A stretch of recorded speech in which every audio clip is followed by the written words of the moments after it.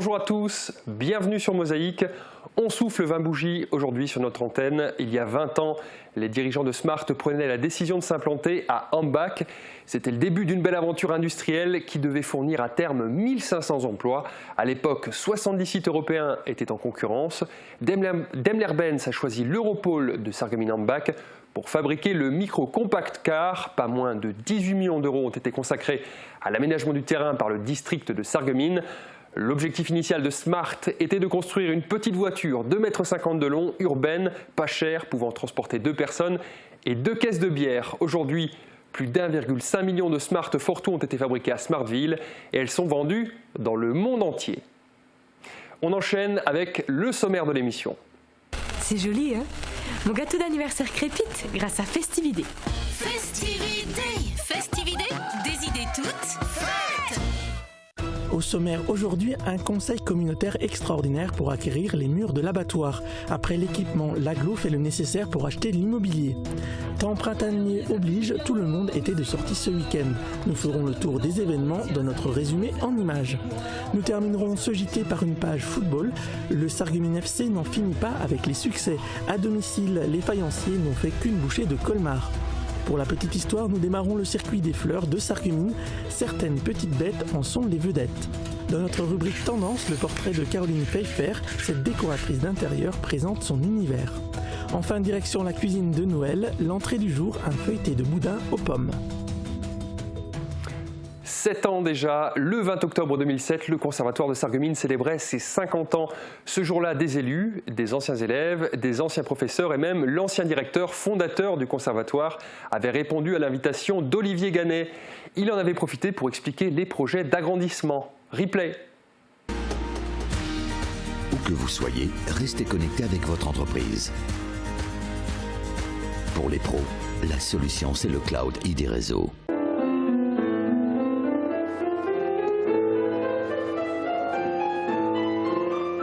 Avec près de 550 élèves et 29 professeurs, le Conservatoire de Sarreguemines commence à être à l'étroit dans ses locaux. La délocalisation de la bibliothèque dans les locaux de la médiathèque semble tomber à point nommé avec le cinquantenaire de l'institution. À peine les livres empaquetés, le directeur, Olivier Gannet, pense déjà à une extension.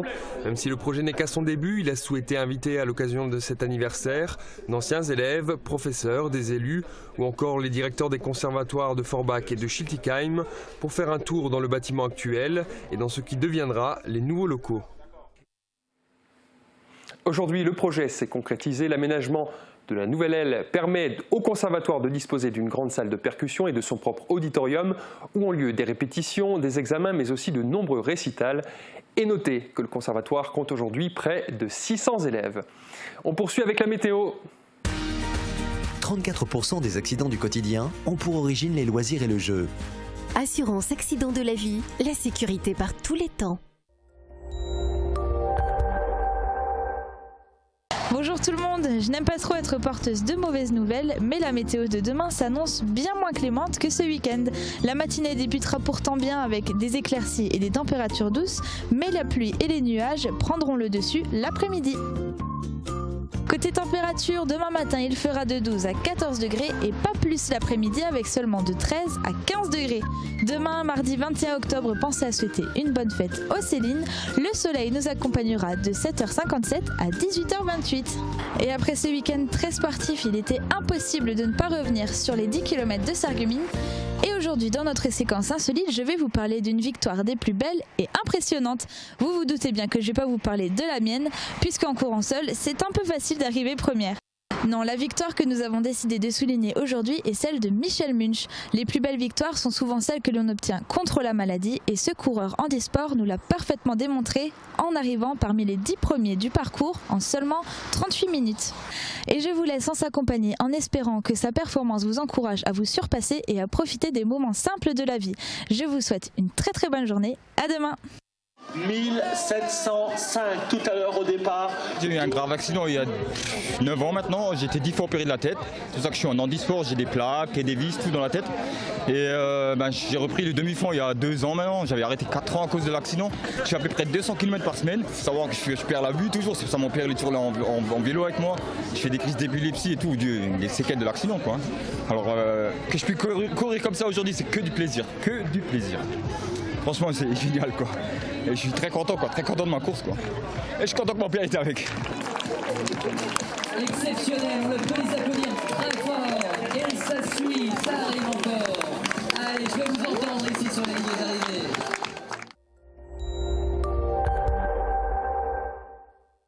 Je parraine un ami et tout le monde y gagne. Mon filleul, ma banque et moi. Au Crédit Mutuel, un client satisfait rayonne. En page régionale du Républicain Lorrain, le lundi investigation nous emmène dans la centrale de Cattenom où la lutte contre les rayonnements alpha et gamma ne souffre d'aucun relâchement. Fait divers à lire à Forbach, les gendarmes sont toujours à la recherche de l'auteur du braquage qui a eu lieu samedi au bureau de tabac Gros Didier de Bérennes. À la une à Sarreguemines, ambiance au marché paysan. Hier, sur l'esplanade du casino des Faïenceries, il y avait la foule des grands jours. Un sujet parmi d'autres que nous évoquons tout de suite dans notre JT.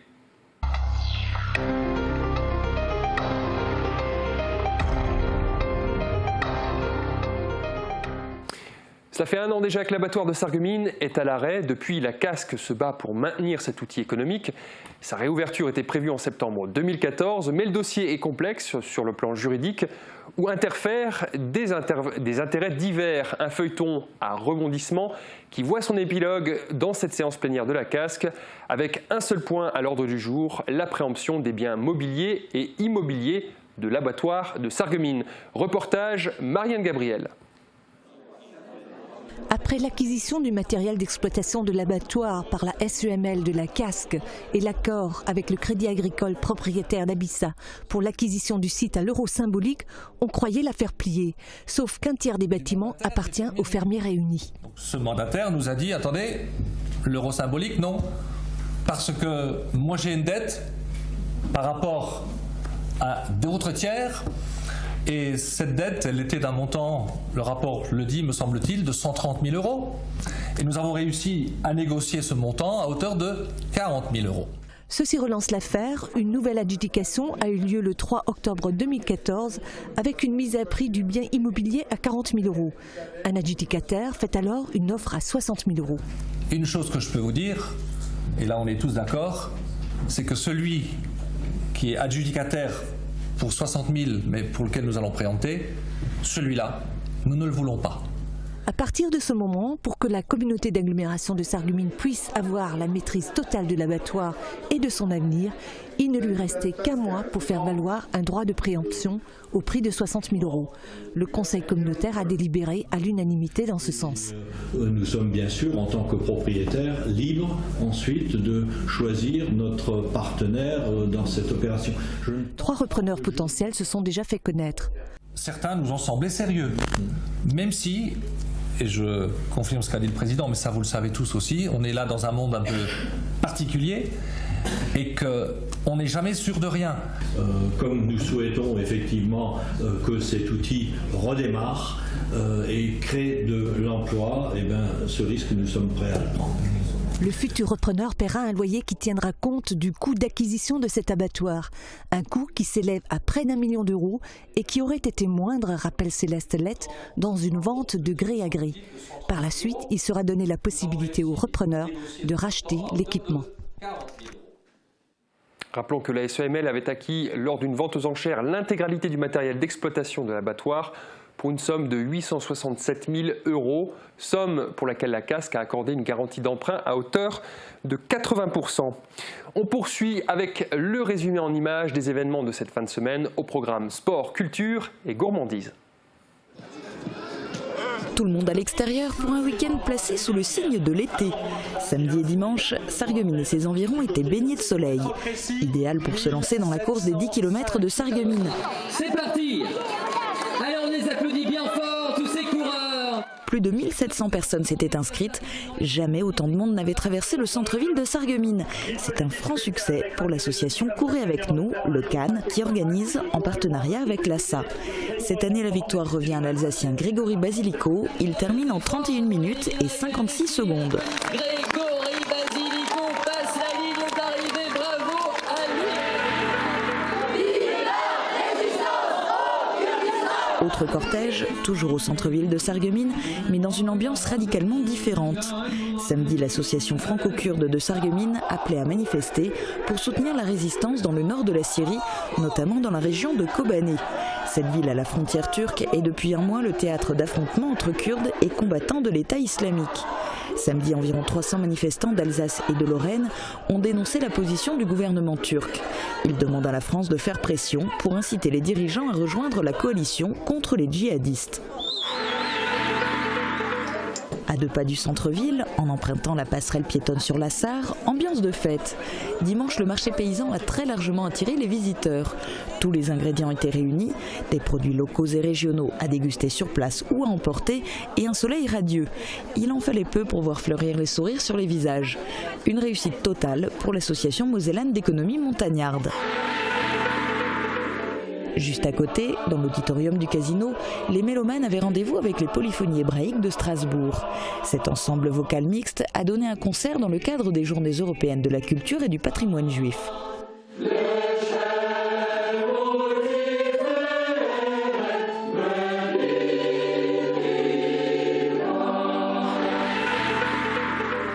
Musique encore, direction Sarralbe.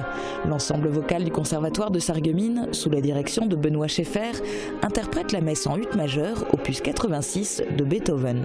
Il s'agit d'un cycle de 4 concerts dans le cadre des 35 ans de cet ensemble. Dimanche, musiciens et choristes ont investi l'église Saint-Martin de Sarralbe.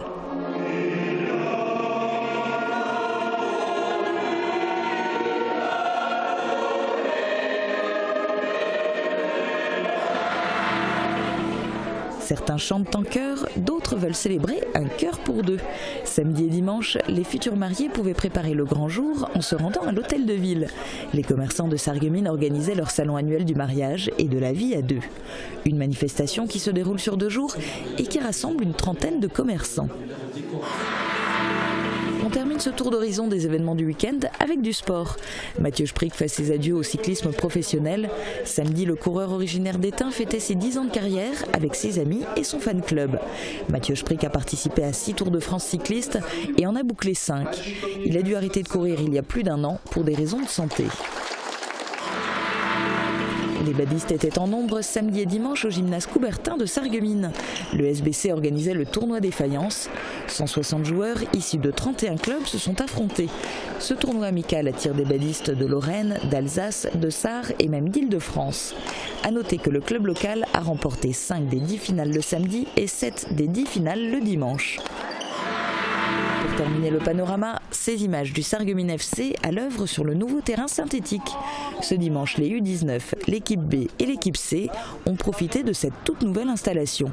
Et ils ne sont pas les seuls. Le matin même, le FC Istanbul Sarreguemines y jouait également.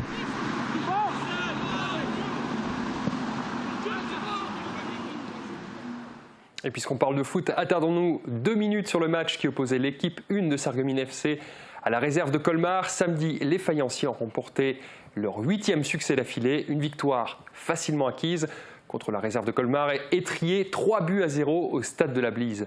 Un reportage de Sandrine Serbino, Julien Tesser, Yvan Becker et Guillaume Dumonteil.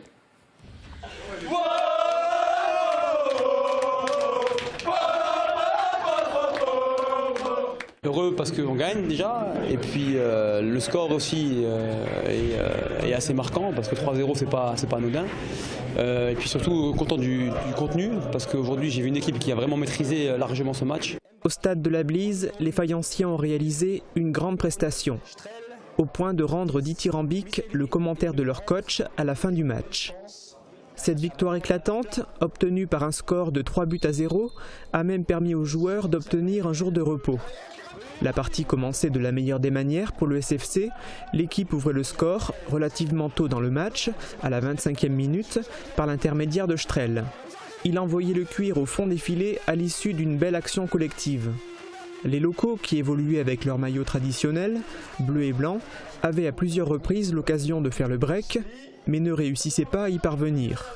Les joueurs de Colmar avaient, eux, du mal à se créer des occasions de but. En deuxième mi-temps, pourtant, je m'attendais à une révolte adverse, on n'a jamais été mis en danger, on ne concède pas d'occasion, à ma connaissance. C'est finalement en toute fin de match, dans les 10 dernières minutes, que les faïenciers parvenaient à alourdir le score avec des réalisations d'Asli et Slimani. Le scénario était quasiment le même pour ces deux buts, avec à chaque fois des contres joués avec efficacité. Je pense que même le score aurait pu être beaucoup plus lourd, parce qu'à 1-0, on a quand même beaucoup d'occasions qu'on ne marque pas. Donc voilà, c'est heureux parce que c'est un match plein. Un match référence, j'ai envie de dire, parce que les conditions n'étaient pas forcément en notre saveur. Et malgré ça, les joueurs ont fait le travail et ont bien fait, donc je suis heureux. Cette nouvelle victoire permet aux faïenciers d'occuper la première place de leur poule de CFA 2 en compagnie des réserves de la JOCR et de l'AS Nancy-Lorraine. Les hommes de Sébastien Meyer joueront leur prochain match de championnat le 1er novembre à Amnéville. Ils tenteront à l'extérieur de poursuivre leur formidable série. Fin du journal, restez avec nous au programme des fleurs et des petites bêtes, la déco de Caroline et du boudin aux pommes, vous allez aimer.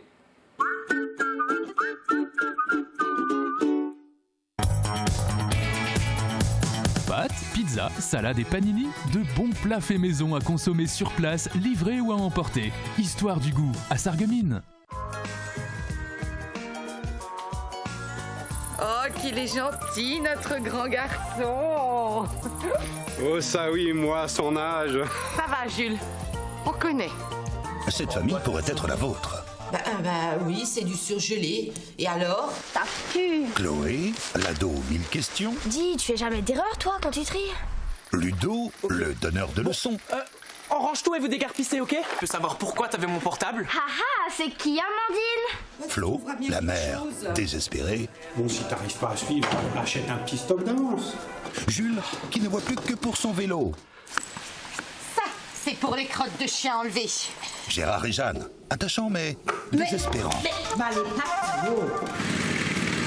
Eugène, le voisin toléré. Au cœur de cette saga, un casse-tête quotidien. Le tri. C'était pour la déchetterie, mais en entier. Scène de tri, la nouvelle série qui fait trembler nos poubelles. À partir du 28 octobre sur vos télévisions locales. Moi aussi, il y a des choses qui m'encombrent et qui m'énervent et dont j'aimerais me débarrasser. Je comprends.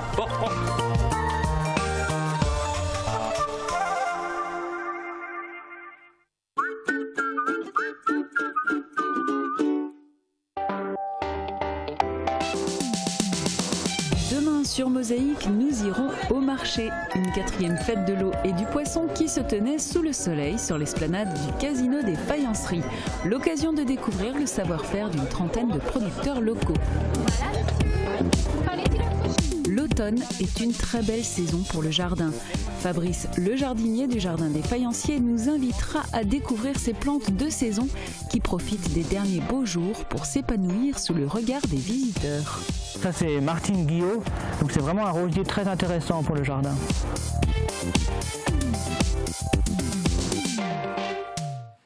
Cette semaine, la petite histoire fait le tour des petites bêtes du circuit des fleurs de Sarreguemines.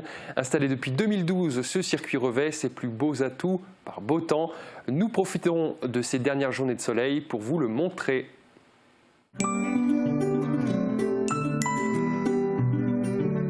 FBS, du bon temps par tous les temps.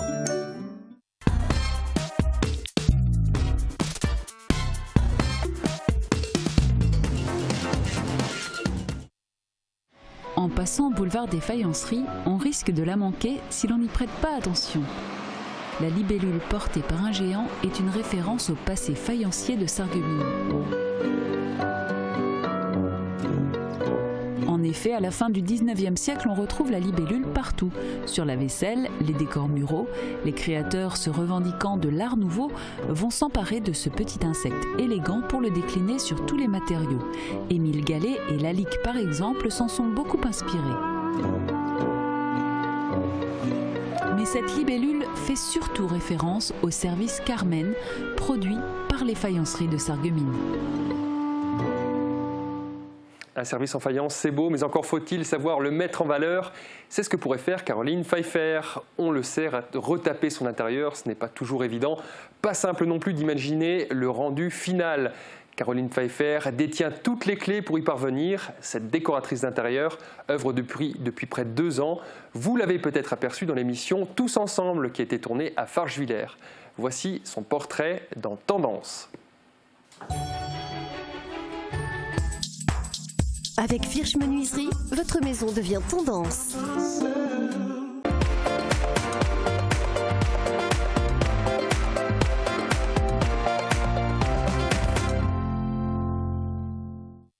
Bonjour, je suis Caroline Paillifer, je suis originaire de Sarrebon, donc de la région Lorraine.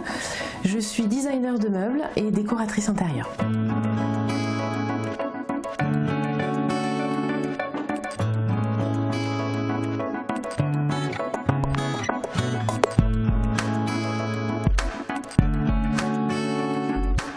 Au quotidien, c'est de conseiller principalement les gens sur des choix de couleurs, ça peut être des choix d'ameublement, ça peut être une disposition de meubles et après ça va être également la mise en place de peintures, d'enduits décoratifs ou alors la rénovation de meubles. L'avantage pour le client, c'est qu'il n'a qu'un seul intervenant. Mes parents ont rénové des maisons, donc j'ai toujours appris à manier le béton, à faire du papier peint en voyant ma maman faire.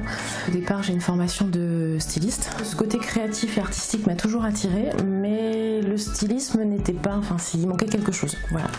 Donc j'ai été animatrice commerciale dans des magasins de grande enseigne de bricolage, jusqu'au moment où j'ai décidé de me lancer à mon compte. Ma façon de travailler et ma vision de la décoration, c'est au préalable déjà de satisfaire le client. Maintenant, si en effet son projet n'est pas harmonieux, évidemment à un moment donné je veux dire stop. Et donc c'est là où je vais commencer à travailler sur des plans 3D. Et quand il a un visuel, il se rend compte en effet que son projet était peut-être pas complètement abouti.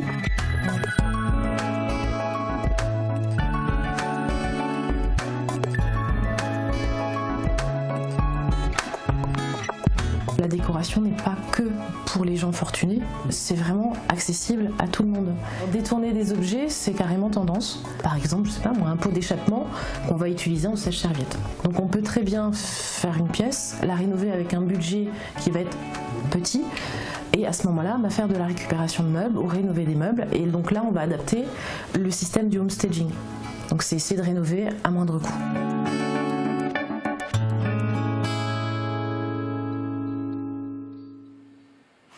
Cette semaine, les pommes se déclinent sous bien des coutures sur Mosaïque et c'est grâce à Noël Neu-Puchot.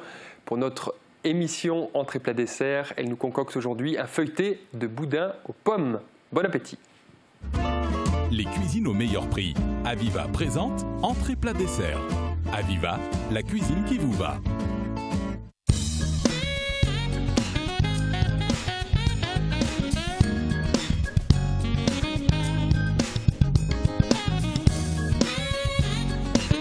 Bonjour à tous.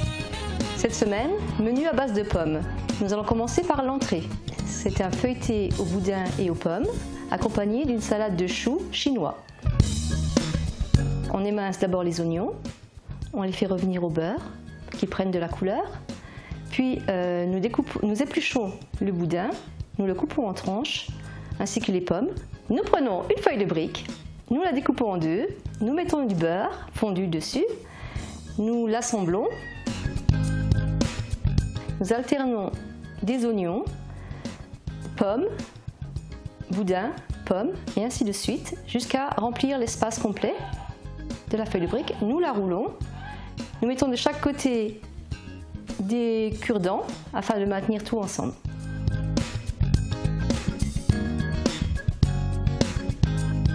Lorsque tous les feuilletés sont prêts, nous les mettons dans un plat allant au four. À 200 degrés, entre 15 et 20 minutes. Les feuilletés doivent vraiment rester croustillants, donc les maintenir au chaud au four. Ensuite, nous faisons la salade de choux chinois. Nous enlevons la grosse côte, nous éminçons les feuilles, puis nous assaisonnons avec une vinaigrette, moutarde, vinaigre, huile, magie.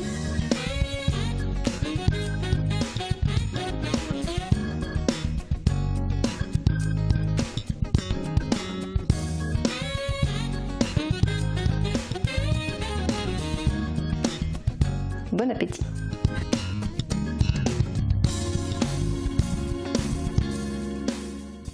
Et demain, au menu, ce sera de la rouelle de porc aux pommes. Fin de cette émission, merci de l'avoir suivi. Excellente journée à tous!